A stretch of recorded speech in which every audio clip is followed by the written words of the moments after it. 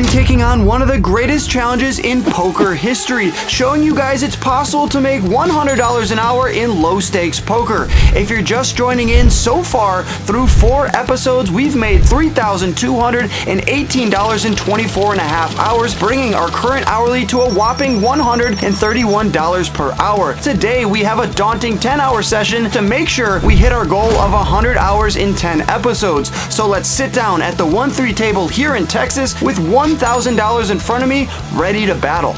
In the first hand, we look down at the Cowboys with $1,000 in our stack. I'm on the cutoff and I make it $15 to go. We pick up one opponent going heads up to a flop here in a $30 pot, which comes 9-7-6 with 2 hearts, and he checks it over to me. It's a pretty wet board and it doesn't really connect well with a lot of the 2 cards that I'm going to be raising pre-flop with, so I decide to check behind, bringing in one of the safest cards in the deck, the 3 of diamonds. My opponent now stabs out into me for $15, and I don't want him to see a cheap river card, so I definitely have to put in a raise here, and he doesn't raise, he just puts in the call, bringing us off to the river, which comes a disgusting jack of hearts. After all, I told you guys in episode 2 that I want to go for thin value on rivers, and that could be the difference between me hitting my $100 an hour goal or not. But I think with pocket kings here on this exact board, it's a little bit too thin. I decided to check behind and play it safe,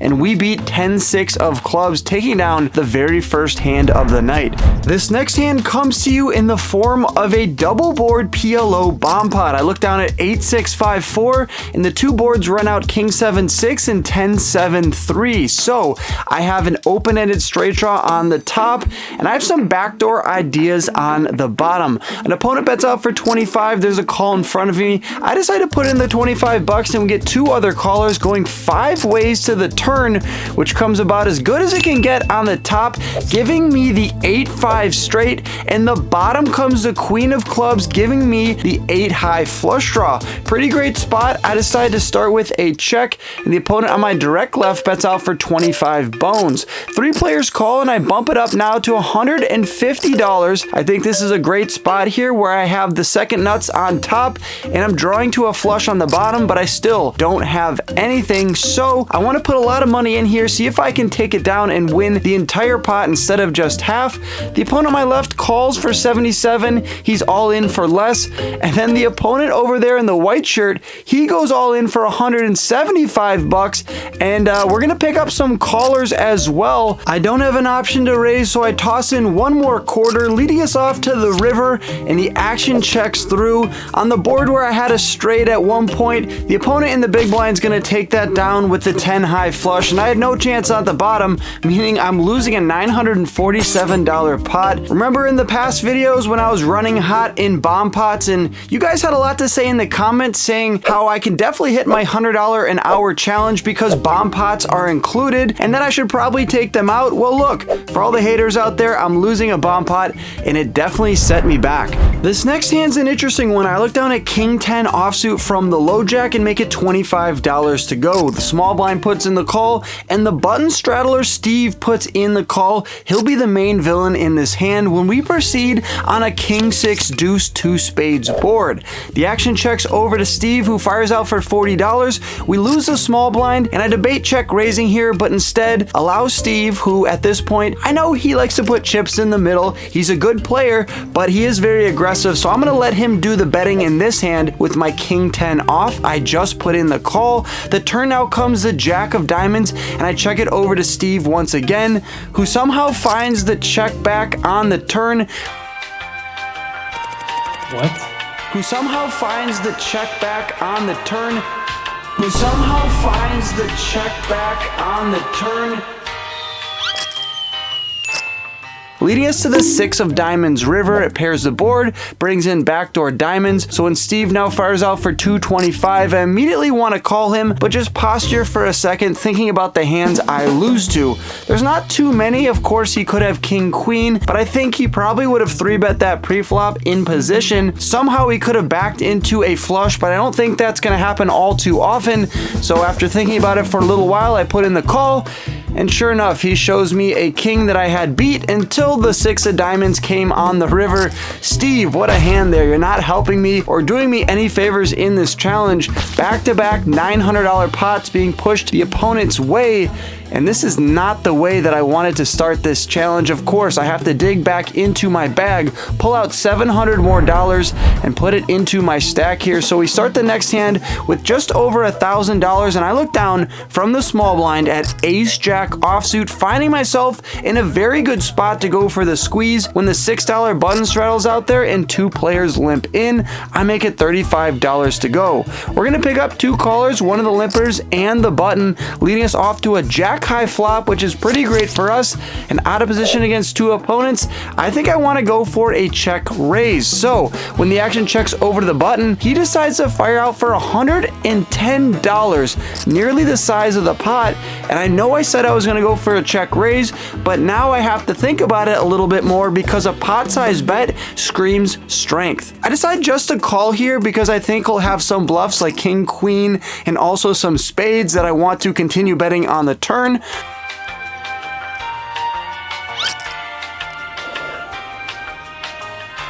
So I put in the 110 and we lose the other player, bringing us off to a great card on the turn. It comes the jack of hearts. I check it over to my opponent and he continues to bet now for $300. He has 1 speed and 1 speed only, and that's the size of the pot. Do I want to shove here and get value from a king queen type of hand, or maybe a 2 spade type of hand as well, or maybe a worse jack I could get value from too? But I decide just to call here, leading us off to the river, which comes the ace of hearts. Bang, we river a full house. I look over at his stack and I decide I'm gonna go for a sizing of all in $400.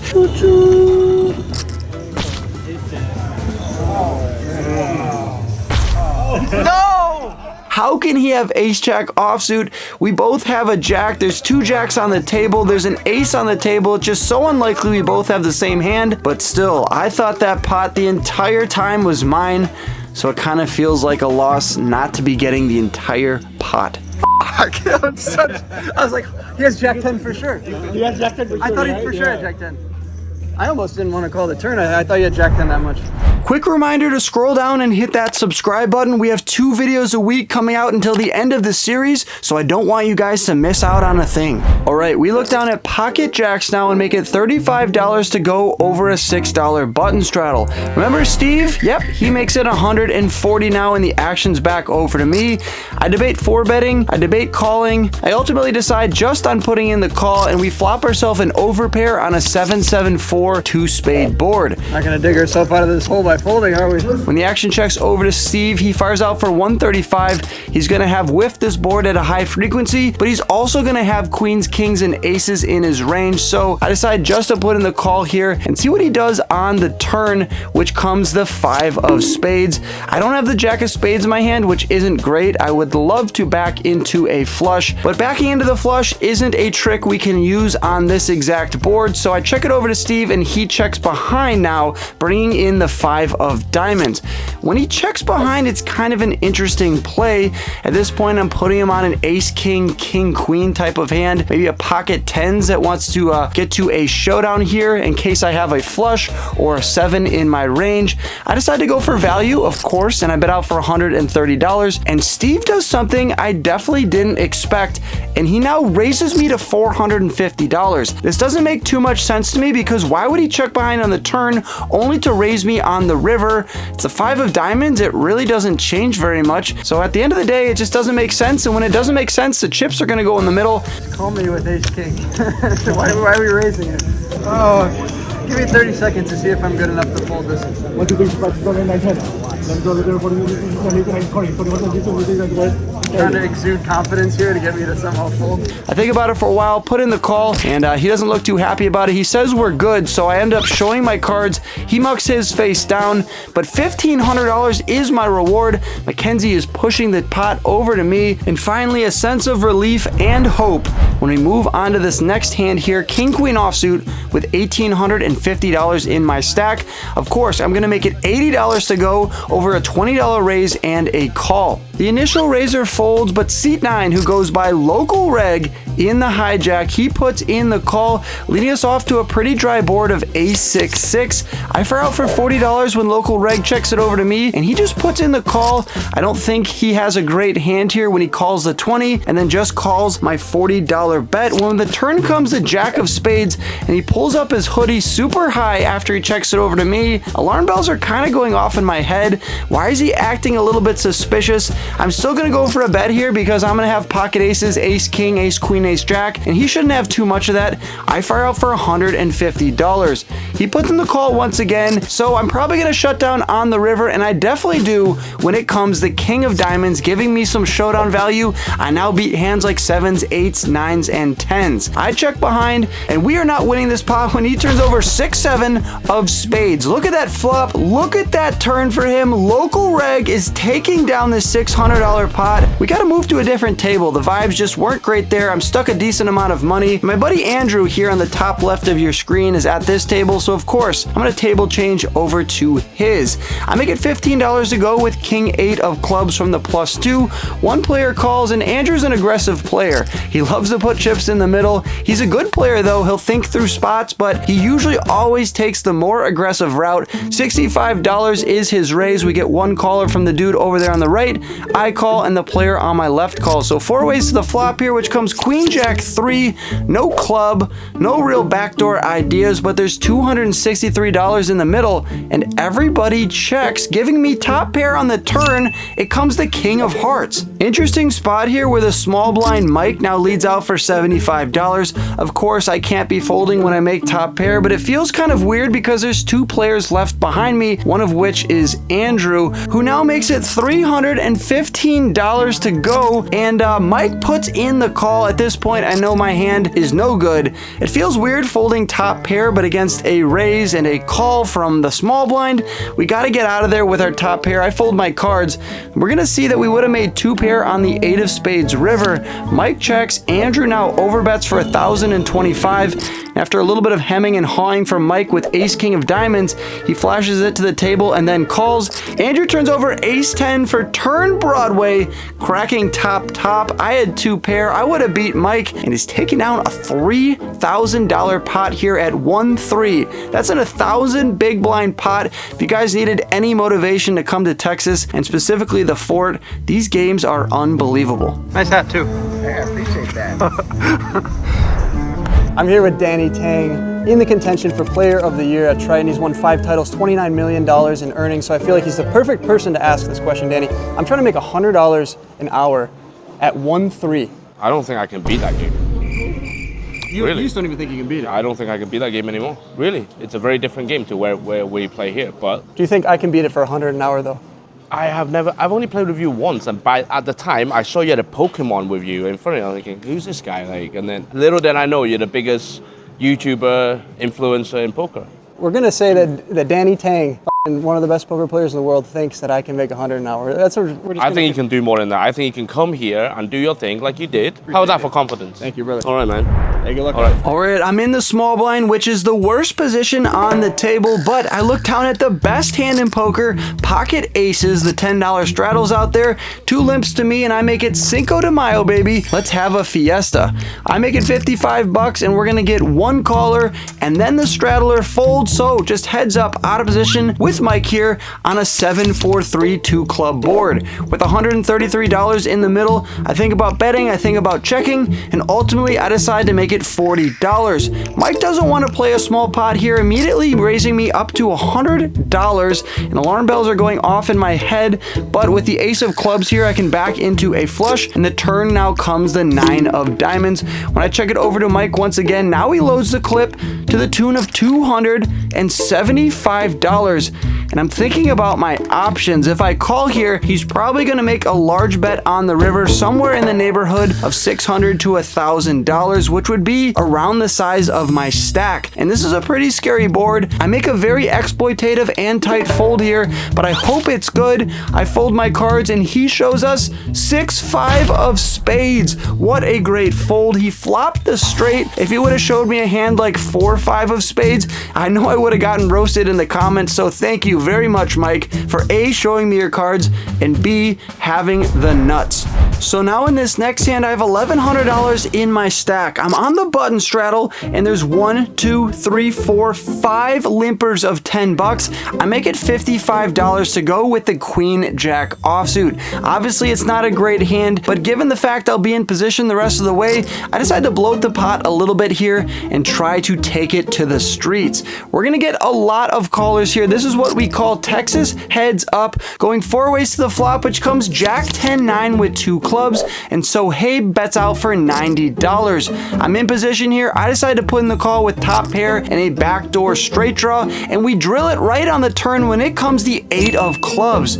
So Habe continues to fire out for $150, and at this point in the hand, I'm either way ahead with my straight or I'm way behind a flush. I could also be beating some 2 pairs, so of course I put in the $150, but I'm going to proceed with some caution on the river, and it comes the Jack of diamonds. So let's think about it for a second here. I have the Jack of spades in my hand, so I'm blocking hands like Jack 10, Jack 9 for a full house. Sure, he could still have a hand like pocket 10s, pocket 9s, or pocket 8s. So when he fires out for $325, this isn't a snap call. I have a straight, the top end of the straight to be exact, but he could also have king queen, having me beat. He could have a flush. He could have a full house. And when players at low stakes fire all 3 streets, well, they usually have it, especially when it's multi-way on the flop. Let's keep that in mind. I went with my read before in the last hand against Mike when he had the straight 5-6 of spades, so I'm gonna go with my read here once again.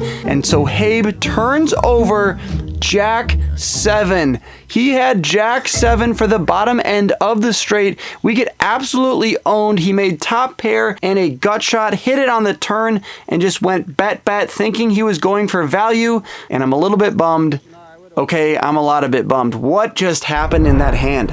All right, let's get back on track here with pocket 4s from the cutoff. There's a bunch of $3 limps. I make it $15 to go and 3 players call, leading us 4 ways to the flop here.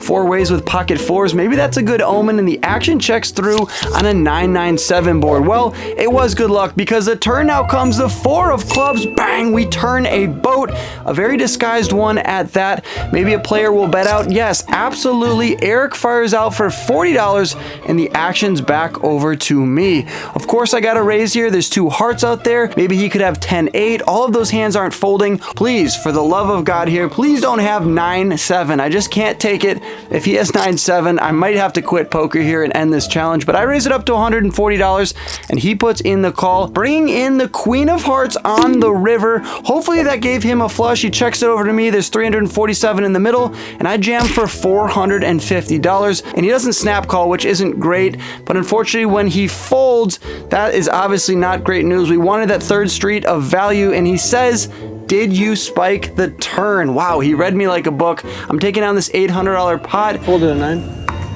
It's a good fold.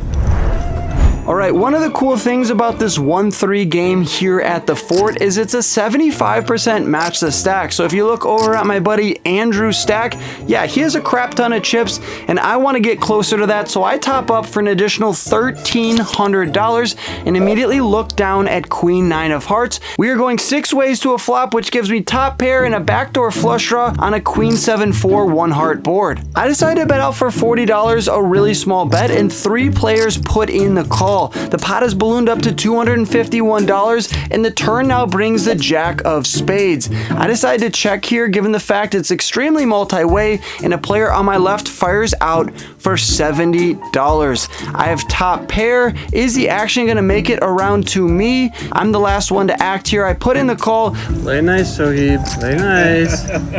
Leading us heads up to the river in a $400 pot, which comes the 3 of spades.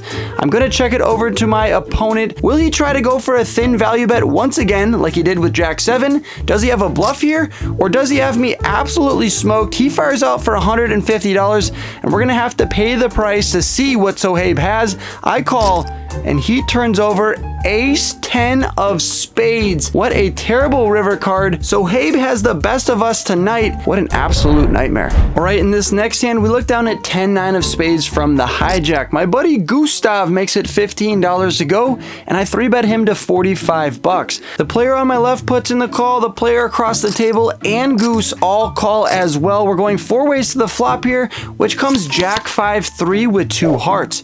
I decide to check, and the action checks through, bringing in the deuce of spades on the turn. The action checks to Goose. He thinks about it for a little while, checks it over to me, and now what do I do with my 10 high? I fire out for $55, which immediately gets 1 fold, but then a call, and then Goose folds. So heads up to the river now, which comes the queen of clubs, and my opponent over there in that hat checks it over to me for a 3rd time. If we're gonna win this pot, we're gonna have to go for a large bet. I just have 10 high. I think checking behind would be a disaster. After all, I think people overfold in these types of situations. That's when you have to step on the gas and put him in a gross spot. I bet out for $150, and he tanks and he tanks and then eventually folds his cards, which is an optimal result for us. I think about showing my cards, but realize in this 100-hour challenge, I need every edge I can get. And even though I might not play another big pot with these players tonight, I'm gonna be here a lot of hours for the rest of the series, and I don't want anyone to have any free information on me. In the last hand of the night, my buddy Andrew button straddles for $10. A few limps over to me, I make it $55 to go with pocket jacks. Pretty great spot here to end the night. There's a call for 55, and now Elvis 3-bets to $175. He limp 3-bet. He's way too young to be doing that, and with a name like Elvis, you know he's good action, so I can't be folding my jacks. I put in the call, and you'd think we'd be going heads up to a flop, but no, Steve wants to get in on the action as well.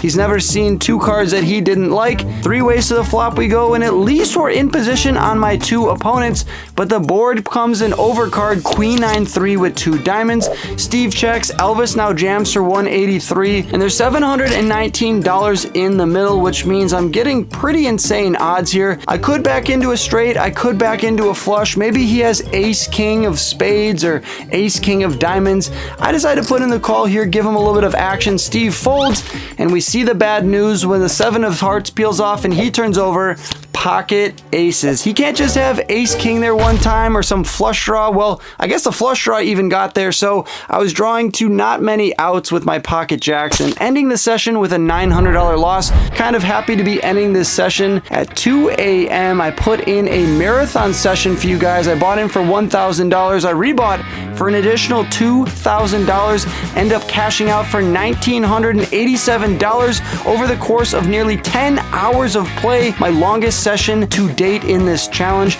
End up losing $1,013. Unfortunately, when you play for that many hours and you lose as much as I did, it's gonna bring my hourly all the way down to $64 an hour, which is super disappointing. But there's a few more videos on your screen right now, so make sure you click on one of those to keep on watching. Hit the subscribe button so you don't miss out on the next few videos from this series. Good luck on the felt. I hope you guys run better than I did tonight. Remember to trust your reads, and as always, I'll catch you in the next video. Peace!